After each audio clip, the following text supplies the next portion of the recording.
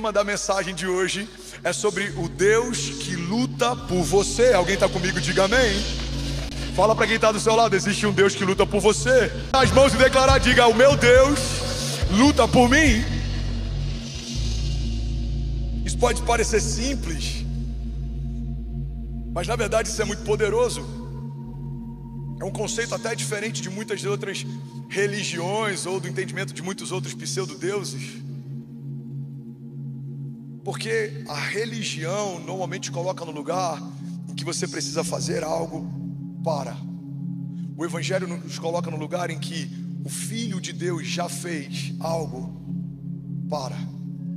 A religião fala, você precisa parar de fumar para se achegar a Deus. O Evangelho fala, vem do jeito que você está e deixa que eu limpo você.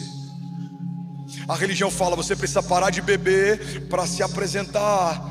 O Evangelho fala, vinde a mim, todos vós que estáis cansados e sobrecarregados, e eu vos aliviarei.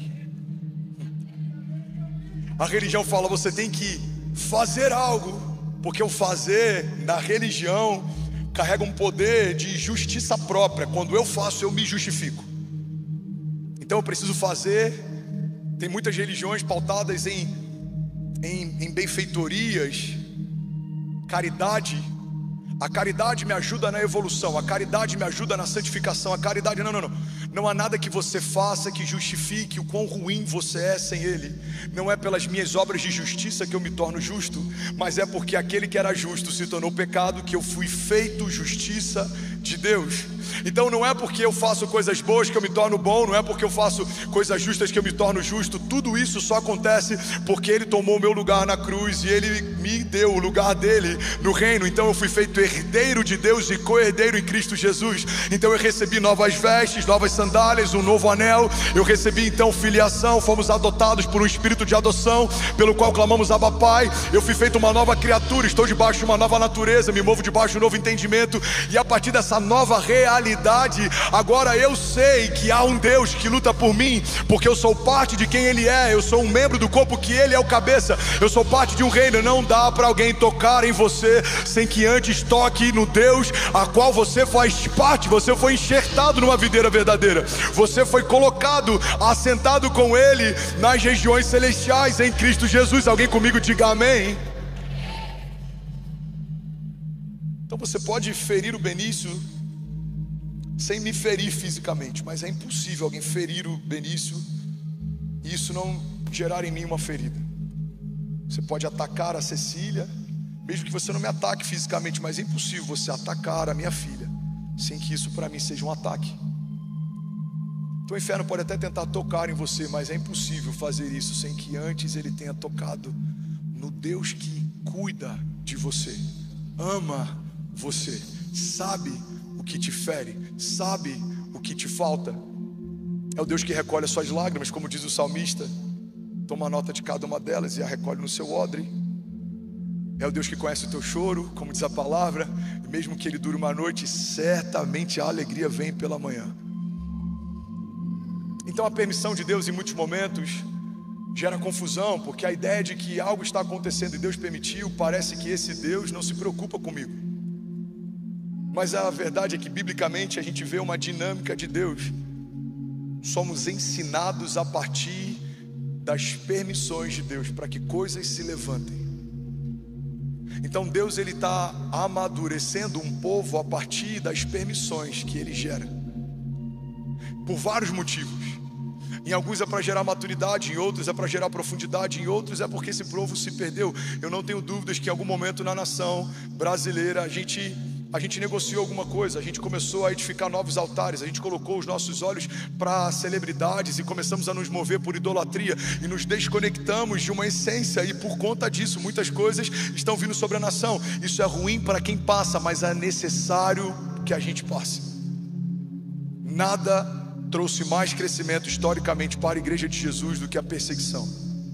Nada fortaleceu mais a igreja de Jesus do que os levantes. A igreja primitiva enfrentou coisas que em nada parecem com o que a gente enfrenta. Porque hoje a gente tem meia dúzia de haters, a gente tem comentários maldosos, a gente tem talvez um viés político, a gente tem um desafio dentro de algumas universidades federais, a gente tem toda essa questão, mas isso é muito pouco diante de algo que os primeiros passaram. A gente tem o primeiro mártir, Estevão, sendo apedrejado. A gente tem a igreja primitiva se reunindo em lugares subterrâneos. E aí logo depois a gente tem Nero, um imperador tão mau, que ele usava dos cristãos como lanternas para iluminar a cidade. Cristãos eram empalados e eram envolvidos em cera e tacavam fogo neles para que eles pudessem iluminar as cidades. Vemos arenas como o Coliseu e muitas outras em que cristãos eram parte do entretenimento dos pagãos. Irmão, o que a gente está vivendo não é nada em relação ao que já se viveu, mas a verdade é que a gente está em 2025 e temos milhões e milhões e milhões e milhões e milhões e milhões de pessoas que confessam a fé em Jesus. Tentaram parar a igreja, tentaram calar a igreja, tentaram sufocar a igreja, tentaram apagar da história a igreja, mas a igreja nunca foi tão poderosa, numerosa, gloriosa, forte. Por quê? Porque nada para a igreja de Jesus. Alguém comigo aqui diga amém. Por que nada para? Porque Deus luta por você. Não são as suas forças, não são as suas estratégias, é a misericórdia do Senhor que nos mantém de pé. Me ajuda a pregar, pega a mão de alguém, aperta e fala: é a misericórdia de Deus que te mantém de pé, irmão. Fala com autoridade: é a misericórdia de Deus que te mantém de pé. Tiago 1:2 diz: meus irmãos, considerem motivo de grande alegria o fato de passarem por diversas provações, pois vocês sabem que a prova da sua fé produz perseverança. E a perseverança deve ter ação completa, a fim de que vocês sejam maduros e íntegros, sem lhes faltar coisa alguma. Alguém está comigo? Diga amém. Aqui ele fala sobre qual é o propósito. Ele cria um nexo causal. Ele fala qual é a consequência. Aqui ele fala o porquê que Deus permite, para que Deus permite, o que Ele espera. Se em algum momento a gente estiver mal por conta das coisas que estão acontecendo, a gente precisa ir para esse lugar. Por que Deus permite diversas provações? Para que eu tenha perseverança. Mas por que eu preciso de perseverança? Para que a fé tenha ação completa. E o que isso vai gerar em mim? Isso vai gerar em mim maturidade. Ele quer que eu seja íntegro e maduro. Para quê? Para que não me falte coisa alguma. Não é agradável, não é bom enquanto se passa, mas é necessário que se passe. Não é agradável, não é fofinho enquanto se vive, mas é necessário que se viva. E é por isso, irmão, que eu sou longe de ser um Jó, eu sou longe de ser alguém com muitas marcas. Muita gente aqui que talvez não tenha acesso ao púlpito, ao microfone, tem histórias muito mais difíceis. Mas eu lembro que no início da minha jornada, muito novo na fé, teve um momento que eu comecei a me questionar, porque nos meus primeiros 6 ou 7 anos eu já tive o desafio da Kezinha bipolar na gravidez da Cecília. Eu tive um problema cardíaco, 35 dias no hospital lutando para viver. A gente passou por humilhação, despejo, a gente passou por tribulações, falta, vergonha. E aí chegou um momento que eu falei: Deus, por que tanta coisa está acontecendo se a gente é temente ao Senhor, se a gente ama a Tua vontade, se a gente abriu mão de tudo para poder viver o ministério, mas hoje liderando tantas pessoas, carregando tantas histórias, vivendo tantos cenários, eu entendo porque Deus queria gerar em mim não só a empatia de entender o que você sente, porque já senti, como também a autoridade para ministrar, para que você enfrente como também já enfrentei. Agora, o que eu vivi até aqui me trouxe até aqui. Deus vai permitir coisas novas sobre cada um de nós para que tenhamos um novo nível de maturidade, autoridade e fé. Porque se Deus quer confiar a você nações, você precisa carregar as marcas de um rei, de um príncipe. Deus te deu governo, precisa caminhar como alguém que governa. Deus não vai confiar a um filho maduro que não teve processos, que não foi experimentado algo tão glorioso. Deus está nos chamando para viver algo que ninguém viu, ninguém ouviu e não penetrou no coração do homem. Alguém comigo aqui diga amém. E aí nesse processo eu sou ensinado a confiar em Deus. E como que aprendemos a confiar mais nele? Quando Ele permite que a gente seja lançado em meio a cenários em que a gente não tem o que precisa ter, não sabe o que precisa saber e não pode o que precisa poder. Quando você está nesse lugar de insuficiência, irmão, pega isso aqui. Alguém está recebendo algo de Deus nessa manhã? Eu sinto que a gente está debaixo do ensino profético aqui, amém? Quando você está nesse lugar de insuficiência, você está diante de uma oportunidade extraordinária de viver total dependência, porque quando o que eu posso, tenho ou sei é insuficiente, eu recorro a quem tem, pode e sabe todas as coisas. Daniel é fiel ao Senhor e, como consequência da fidelidade dele, é lançado na cova dos leões. Irmão, a gente está com uma fé tão rasa nos dias de hoje. Esses dias, pasmem, uma família saiu da nossa igreja, e aí ele comentou comigo, mas não só comentou comigo, como ligou para várias pessoas que fazem parte da nossa igreja para comentar o entendimento que ele teve. Ele falou: olha, eu estou saindo da igreja porque tem alguns meses que eu não estou prosperando, e eu entendo que eu não estou prosperando por conta do lugar que eu estou plantado, então eu vou sair da igreja.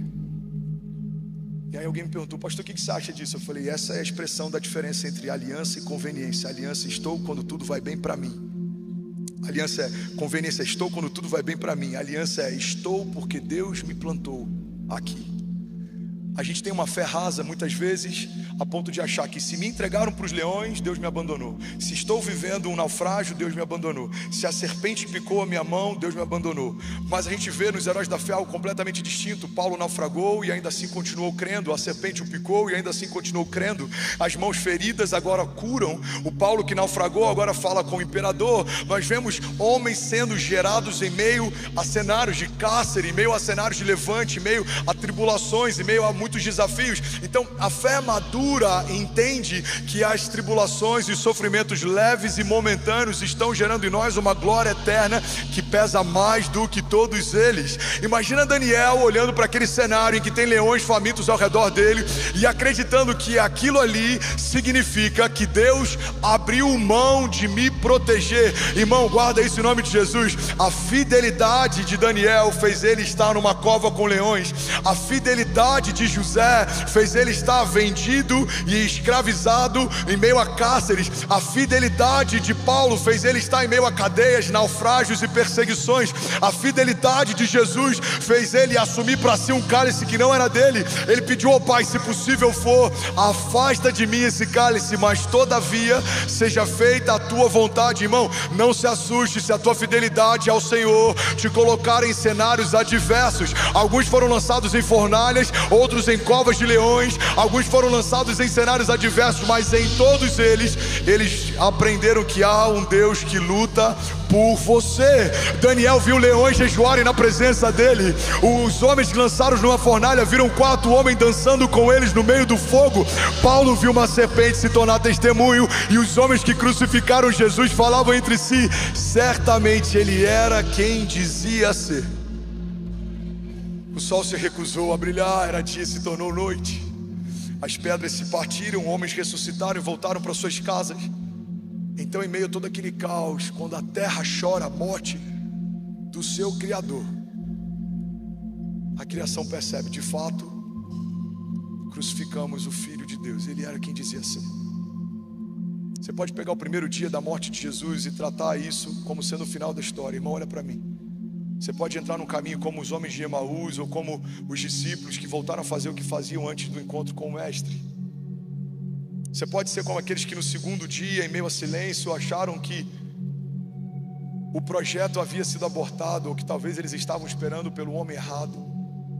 Ou você pode permanecer até o terceiro dia e receber a notícia de que, a despeito de tudo o que estava acontecendo, Deus enviou resposta, e da morte a promessa voltou a viver. Você tem noção que em Atos 2 a Bíblia fala que estavam todos reunidos em um lugar, até que veio sobre eles revestimento de poder, o Espírito foi derramado sobre a igreja, eles foram empoderados. Mas a Bíblia fala sobre algo que acontece entre Atos 2 e a espera. Jesus, ele volta dos mortos, ele diz para eles: olha, eu tenho que ir, porque se eu não for, o Pai não virá sobre vocês, o Espírito não virá sobre vocês, é necessário. Mas permaneçam. Olha para mim, irmão. Permaneçam até que venha sobre vós o revestimento de poder. Irmão, Jesus lembra algo que o profeta Joel já havia falado. O próprio Jesus, ele fala: fiquem, não saiam, fiquem, aguardem. Você sabe o que acontece entre essa palavra de Jesus e Atos 2? Centenas foram embora porque não quiseram esperar. Aí vem Atos 2. estavam reunidos em um só lugar. Quem estavam? Aqueles que esperaram até que se cumprisse a promessa de Deus. Quem são aqueles que não estavam? Aqueles que não conseguiram esperar a promessa se cumprir. Tem muita gente que desanima porque esse ato entre a promessa e o cumprimento dela parece abandono. Essa janela temporal entre o dia que Deus te prometeu e o dia em que Ele cumpriu a promessa que te fez parece demora. A gente vê Abraão, pai da fé, se rendendo a isso. Irmão, eu e você, a gente vai tropeçar nisso. Heróis da fé tropeçaram nisso. O pai da fé tropeçou nisso. Deus fala que ele vai ser pai, e aí ele tenta dar um jeito para que a promessa se cumpra. E ele gera um filho, mas esse filho é tratado pelos céus como filho da precipitação, a tal ponto que quando Deus pede que ele entregue o filho, ele fala assim: Abraão, pega o teu único filho, aquele a quem você ama. Imagina Abraão olhando e falando: Senhor, mas eu tenho dois. Os céus estão dizendo: não, Abraão, você tem dois para a terra, mas para os céus você só tem um, porque os céus só consideram aquilo que começa por Ele. Se não começa em Deus, para os céus não é levado em consideração. A terra fez um filho na precipitação, mas os céus te entregou um único filho como promessa. Então pega o teu único filho, aquele quem Deus te deu e a quem você ama, e entrega. Irmão, alguém está comigo? Diga amém. Quantas vezes a gente acha que foi abandonado porque nesse caminho entre a promessa e o cumprimento dela, a nossa fé que espera foi reprovada. Eu lembro que eu preguei um tempo atrás aqui sobre 3 tipos de fé, ou 3 características da fé: a fé que espera, a fé que entrega, a fé que confia. A fé que espera talvez seja a manifestação mais simples de fé, talvez a mais rasa de fé. Alguém que entrou aqui pela primeira vez talvez não conheça nada da Bíblia. Se eu apresentar um texto e perguntar: você crê que Deus pode te curar? Talvez você já tenha esse nível de fé que espera. Eu creio. Então sai do seu lugar, vem à frente. Aí você sai, ou seja, você se move a partir dessa pequena fé que já tem. A fé que entrega não. A fé que entrega não dá para a gente exercê-la no nível raso de fé, porque você tem que crer tanto no caráter de Deus a ponto de se mover a partir do que crê. Eu creio no caráter do Deus que me pede algo, mas tem algo melhor para me recompensar. A palavra de Deus diz: entrega os teus caminhos ao Senhor, confia nele, o mais ele fará. Eu entrego os meus filhos ao Senhor, eu entrego a minha vida ao Senhor, eu me entrego os meus planos ao Senhor, eu entrego a minha agenda ao Senhor. Essa é uma fé que entrega. Alguém está comigo? Diga amém. E a fé que confia? A fé que confia, ela é testada no meio da tribulação. Você agora não só espera, não só entrega, você já entregou, mas agora você precisa confiar que no meio de toda essa loucura, Deus continua lutando por você. Deus sabe do que você precisa, Deus sabe o que você tem passado, Deus sabe o que você enfrenta. Você precisa confiar no caráter de Deus. Tem uma frase, se eu não me engano, do Bill Johnson. Ele fala que não é só sobre sabermos que Deus existe, o inferno também sabe, mas é sobre confiarmos no caráter que Ele tem. Existe uma diferença muito grande, Lagoinha, em nós sabemos que Deus existe. Eu sei que Deus existe, mas existe um abismo entre eu saber que Ele existe e eu confiar no caráter que Ele tem. Eu sei que Deus existe, mas eu também sei que Ele é bom e a sua misericórdia dura para sempre. Eu sei que Ele existe, mas eu também sei que certamente a palavra de Deus vai me resgatar no meu dia mau. Eu sei que Ele existe, mas eu também sei que a sua bondade e a sua misericórdia estarão sobre a minha vida todos os dias até que Ele venha. Alguém está comigo? Diga amém. Eu sei que Deus existe, mas eu também sei que certamente a última palavra vem da boca do meu Deus. Entender que Ele luta por você é sair do lugar em que sabemos que Ele existe e acessarmos o lugar em que confiamos no seu caráter. Ele é bom, Ele é justo, Ele é santo, Ele é misericordioso, Ele é fiel em todas as suas promessas. Ebenezer, até que nos ajudou o Senhor. Ele é o Jeová Nissi, o Senhor é a nossa bandeira. Ele é o estandarte que vai à frente das nossas batalhas. Jeová Rafa, o Senhor é um Deus que cura. Certamente dele flui toda a cura que eu preciso para colocar debaixo dos meus pés toda doença e enfermidade, porque na cruz do Calvário Ele me concedeu esse favor e essa herança. Ele é o Jeová Jireh, Ele é o Deus que provê, Ele é o Deus da provisão. Ele não só é o dono do ouro e da prata, como me concede a partir de um princípio de mordomia a autoridade para usufruir do que há de melhor maior na terra. Ele é pai e eu fui estabelecido como filho. A partir de um espírito de adoção, recebi herança e eu posso pedir. E a palavra de Deus diz que Ele me dará, se eu pedir, nações da terra e os confins dela como a sua propriedade. Há alguém comigo aqui? Mas no dia da luta, a primeira coisa que é testada é o quanto de fato cremos no Deus que dizemos conhecer. Irmão, guarda isso em nome de Jesus. Tudo o que dizemos crer a respeito de Deus é testado no dia da nossa aprovação. Você está comigo? O que você diz pensar a respeito de Deus pode ser alegoria, pode ser emoção, mas isso é testado no dia da aprovação. É no dia do sepultamento de um filho, é no dia do sepultamento de um parente, é no dia de uma notícia ruim, é no dia de um diagnóstico contrário, é no dia da falência, ou de uma falta, ou de uma perseguição, ou de uma dor. É nesse dia, nesse lugar, que vai ser extraído o melhor ou o pior de nós. Para quê, pastor? Para que tenhamos uma fé madura, sem que nos falte nada. Não é bom, não é agradável, não é fofinho, mas é necessário. Porque para o lugar que Deus quer nos levar, é necessário que a gente já tenha passado em alguns lugares junto com Ele. O salmista diz: mesmo que eu ande por um vale de sombras e morte, mal nenhum eu temerei, porque tu, Senhor, estás comigo. O salmo que começa num vale de sombras e morte termina numa mesa preparada pelo Senhor na presença dos inimigos. E há uma dupla honra, como um óleo fresco derramado sobre a cabeça, e há um transbordar com um cálice que está além de uma medida natural. Tudo que Deus faz vai além da medida que você teria para receber. Deus te prometeu algo, se você for fiel, Ele vai te dar além do que prometeu. Deus te confiou algo, se você for fiel, Ele vai derramar além do que prometeu, porque a medida de Deus é o exagero. A terra são como estrados para os seus pés. Alguém recebendo de Deus, diga amém. Então esse é um dos maiores desafios da nossa jornada de fé, se manter estável em meio a uma jornada instável. Homens são instáveis, líderes são instáveis, promessas de homens são instáveis, governos humanos são instáveis, a economia é instável, o clima é instável. A nossa saúde natural é instável. Relações são instáveis. Nossa jornada de fé é conseguir permanecer estável a despeito das instabilidades. Eu já falei sobre isso aqui. Bill Johnson pede a esposa dele, ele vai pregar no domingo seguinte, todo o conselho se reúne e tenta convencê-la a não fazer. Ele fala: eu vou fazer. Você acabou de ter uma perda, você está num momento delicado. Bill, não prega, eu vou pregar. E aí ele sobe no púlpito e ele faz algo que para mim é isso tem um termo, milestone, é uma pedra fundamental, é algo que para mim ficou firmado como um balizador. Esse é um bom termo, é um balizador. E o Johnson sobe e ele fala: haverá um tempo em que não teremos que enfrentar a dor, nem o luto, nem o choro, nem a perda. E nesse momento eu estarei adorando ao meu Deus na glória.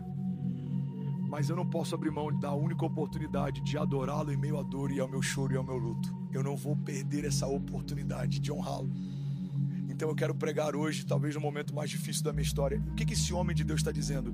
Que haverá um tempo em que o luto não vai existir. Então a minha adoração vai ser diferente de um momento em que temos na terra, enquanto conseguimos adorá-lo, mesmo enlutados, mesmo em meio a crises, mesmo em meio a faltas, mesmo em meio a dor, mesmo em meio a perseguições, mesmo em meio a fragilidades. A gente está fragilizado, mas ainda assim decidimos adorá-lo e servi-lo e honrá-lo e derramar tudo aos seus pés e colocar as coroas aos pés dele. Por quê? Porque na terra temos uma oportunidade que nos céus não nos será dada. Lá estaremos completamente supridos guardados, não haverá tentação, o tentador já terá sido vencido, não haverá falta, toda falta já terá sido suprida, não haverá dor, toda dor haverá sido preenchida, não haverá lágrima, toda lágrima já haverá sido enxugada. Então estamos no período único da nossa jornada de fé, estamos na terra, somos homens comuns e podemos entregar a Ele o melhor no meio da nossa fragilidade. Por isso a tua entrega nos dias de hoje é tão poderosa. Ela vai gerar em você salvação ou condenação, ela vai gerar em você galardão ou ausência deles. Irmão, não podemos nos distrair, porque a gente está vivendo algo que vai ecoar na eternidade. Os frutos das suas escolhas hoje definem o teu lugar na eternidade. Alguém está comigo? Diga amém. Precisamos ter uma fé crescente. O que é uma fé crescente? Alguém consegue ouvir mais 10 minutos dessa palavra? O que é uma fé crescente? É uma fé que na estação nova carrega uma medida diferente da estação anterior. Quando eu caminho debaixo de uma fé crescente, até o tipo de tentação e desafio que eu enfrento é diferente dos desafios que eu enfrentei na estação anterior. Irmão, olha para mim. Se o mesmo pecado que você luta é o pecado de 10 anos atrás, significa que você ainda não rompeu, você está no mesmo lugar. Você ainda está com essa história. Pastor, eu tinha problema com pornografia. Passou. Agora você vai ter um novo problema. Qual que é o problema? Eu estou prosperando demais e a minha carne me chama o tempo inteiro para não ser generoso. Ou então Deus está me usando demais e o tempo inteiro eu tenho que lutar para que eu não me envaideça. Deus me fez poderoso na terra e eu tenho lutado para que eu entenda que tudo isso tem um propósito para Ele, não só para os meus deleites. Você precisa estar lutando uma batalha nova, você precisa estar enfrentando novos gigantes, porque se são os mesmos, significa que você está como o exército de Israel estava. A Bíblia fala que Davi chega e há um gigante que há tempos está ali afrontando o exército. Davi, então ele chega, é um cenário diferente, ele não estava acostumado com o grito daquele gigante. Ele olha e ele fala: quem é esse homem sem aliança? Quem é esse incircunciso filisteu que está confrontando o exército do Deus vivo? Alguém precisa parar com isso. O que a gente aprende nessa história é que se a gente não afronta de imediato os gigantes que nos afrontam, a gente pode começar a domesticá-los. O som do grito deles não nos incomoda mais. A pornografia incomoda no início, mas agora eu domestiquei, não incomoda tanto. Esse gigante me incomodava no início, mas agora eu domestiquei, não incomoda tanto. Não, irmão, precisamos viver de glória em glória. Isso significa que estaremos de batalha em batalha. O que você enfrenta hoje é diferente do que você enfrentava ontem, porque você está vivendo um tempo novo. Deus está fazendo coisas novas. Alguém comigo diga amém. Como líder, eu enfrento calúnias hoje que não enfrentava um ano atrás, 6 meses atrás, que milhões de amigos meus na mesma posição, líderes espirituais de uma comunidade de fé, não enfrentam. Por quê? Porque hoje o tamanho que Deus, pela misericórdia, tem permitido ocupar, e a abrangência e o alcance gera desdobramentos que em outros momentos não geraria. Ninguém quer atacar algo que não tem um resultado quando se ataca. Então eu preciso entender que a calúnia de hoje não é porque Deus hoje me abandona, é porque Deus me colocou num lugar que, como consequência, eu enfrento coisas que antes não enfrentava. O Davi pastor lida com desafios que o rei Davi não lida mais. O Saulo, que persegue a igreja, lida com coisas que agora o apóstolo Paulo não lida mais. O menino Jesus, agora na cruz do Calvário, lida com coisas que não lidava antes. Você que é pai, agora tem desafios que quando era solteiro não tinha. Você que é cristão, agora lida com afrontas que quando era ateu não enfrentava. Você que tem recursos, agora lida com desafios que antes, quando você não tinha nada, não enfrentava. Alguém está comigo? Diga amém. Mas eu vim aqui para declarar que existe um Deus que luta as nossas guerras. Sacode alguém aqui, me ajuda a pregar. Fala: existe um Deus que luta as nossas guerras. Alguém pode celebrar Jesus aqui nessa manhã? Não, de verdade, alguém pode honrar Jesus por aquilo que Ele está ensinando e derramando nessa manhã? Será que alguém pode dizer: ainda bem que eu vim, Jesus? Será que alguém pode dar um brado de liberdade? Vamos, será que alguém pode levantar as mãos e declarar com autoridade? Diga: existe um Deus que luta as minhas guerras.